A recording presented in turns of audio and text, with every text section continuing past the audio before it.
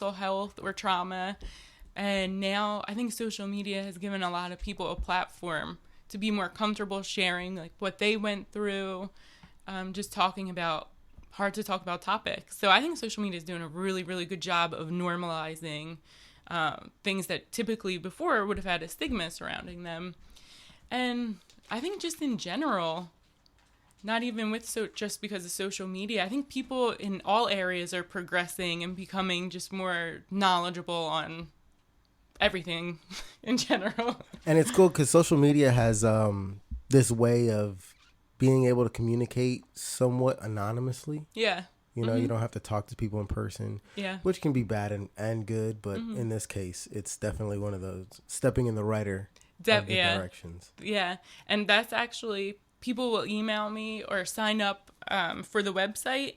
And often they do anonymously, that's perfectly fine with me. If that's how you feel comfortable seeking help or assistance, then that's fine. I do think being able to remain anonymous helps. So. And what do you think is the reason why men are so against being vulnerable? You know, what has made society that way? I mean, just in your words. I think everyone is just so... I think actually this is changing as well, but growing up in Philly, I've always heard my friends being told to man up, stop acting like a girl. They weren't allowed to experience emotions or express their emotions.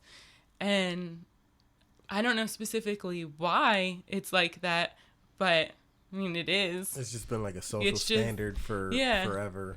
Boys can't play with dolls. They can't do girly things. Anything that is connected to emotions has just always been pushed away. Like, that's not allowed. And that's just hurting people. Especially when people believe they were born a certain way. And you kind of...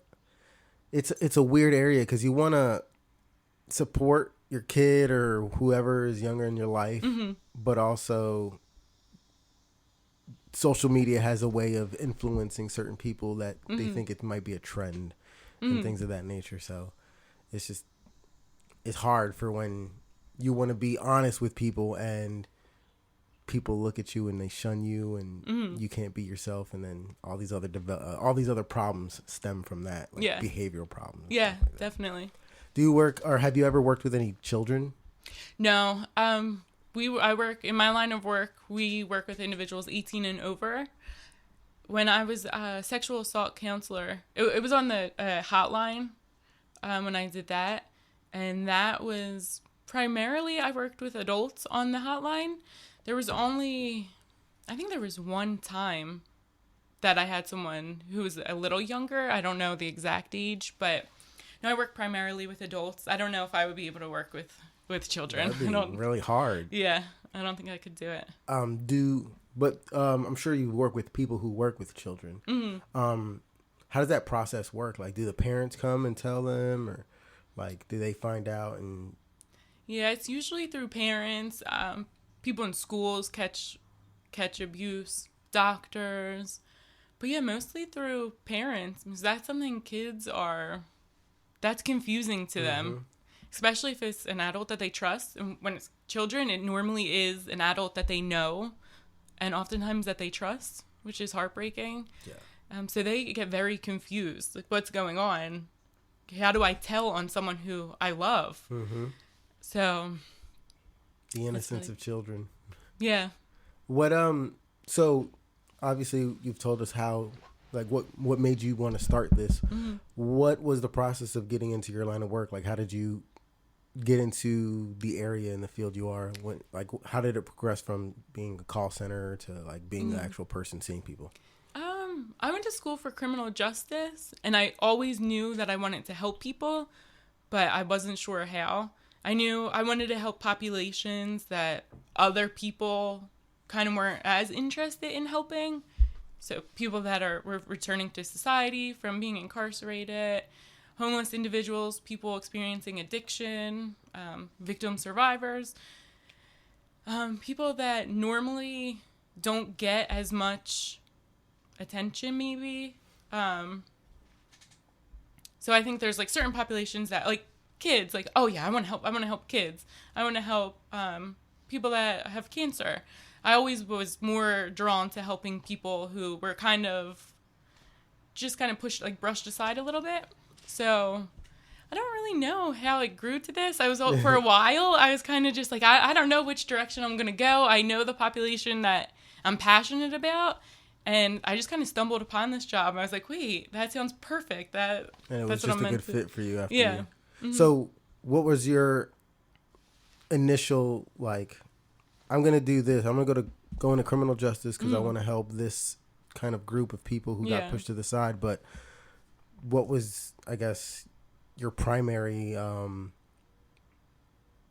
topic or group of people that you really wanted to help? Like, did you have in mind at that time, or you just... when I was studying criminal justice, that's around when I experienced assault. Okay. So it was mostly at that time victim survivors, and that's when it kind of grew to people that were incarcerated. Because then that's when I started to realize that a lot of these things are interconnected. Trauma can cause homelessness, can cause someone to, down the line, end up incarcerated. So there's so many different things, like connections that people don't really realize. And I think that's really important. And what made you want to go down like men instead of women? I think just because I realized how little was available, and I felt kind of awkward getting, like, I'm a woman. Right. So I kind of thought, like, this isn't my place. It's like, I can't help men. And my family kind of encouraged me, like, Bridget, you have experience. You know that there's not a lot out there. And because of the stigma surrounding it, who knows when someone would get an organization started for men. So just do it and kind of start building a community for men. Eventually, they can kind of take it over and do their thing. But if I can just get it started, then... Yeah, that's the best part. You found or you saw a void or a lack of, and you filled that void with your own thing. Yeah, I'm trying. And this happened in your assault case happened in college? Mm-hmm. Okay. And it was just, I mean, I don't want to pry if you don't. It's okay. I don't mind being open. I think if it helps other people, if you don't mind sharing, I don't mind at all. Yeah. So. Yeah, I guess I was probably 20. So I was a young woman. Yeah, I wasn't a teenager anymore. I know that. Yeah, that was my junior year of college, and that had a very big effect on me. It was hard. What happened? Like, what got you into that situation, or how? My friend actually had people over, and they brought an older man to the party, and nobody knew him. He was a stranger. And I fell asleep and woke up in the morning, and I was experiencing that. And that was dealing with that. It was so hard. Without my family and my friends' support, I don't know how I would have gotten through that. So that, I think of men going through similar situations and not feeling like they can speak about that. And I can't imagine if that was me at that time. I don't think I would have made it. So that breaks my heart, thinking that there's men going through the same things, but they can't tell anyone. Yeah. I can only imagine. This is a lot more common. Sorry, it's my dog. Hey, this is a lot more common for people to experience, like women to experience. So, like you said, there's more resources. Yeah. But you had your family to back you up. Was it hard to say what happened, or did you like right away like, hey, I gotta deal with this? I dealt with it right away, just because that's how I am as a person. And I knew some of I was a little, I guess from studying criminal justice, I was a little more aware of the process. So I knew that right away a rape kit had to be done as quickly as possible. And just me as a person, I can't hold anything in. I'm constantly telling my sisters every day, my brother, my family, what's going on with me. And they're like, Bridget, you share something with us all the time. You never hold anything back. But it makes me feel better. So yeah, I right away let my family know, literally right after it happened.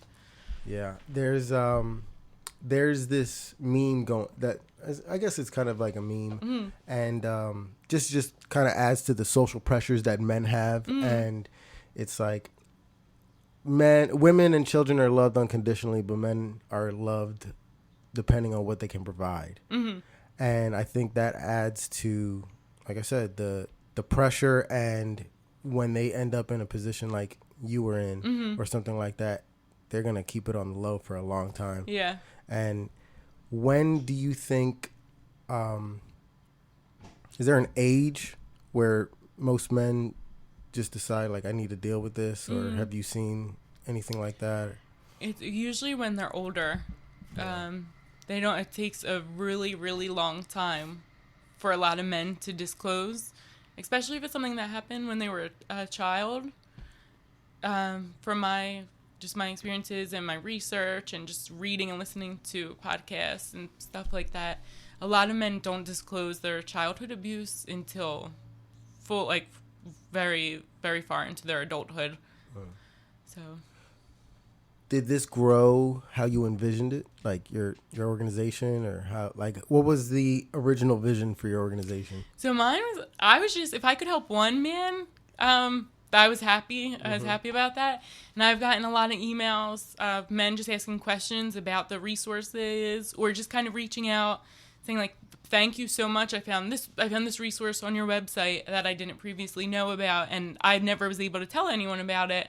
So even if it's just a few men, that was my goal. Like, if I can help a couple men realize they're not alone and what they went through isn't their fault, then I'm happy with that. And how has it grown since then? I've gotten a lot of emails. Yeah. So that is the major thing. I'm happy that men are reaching out, and I think a lot of them previously didn't have someone that they could reach out to, especially in Philly. I think it's in the city, it can be hard. You're supposed to be tough. And, yeah.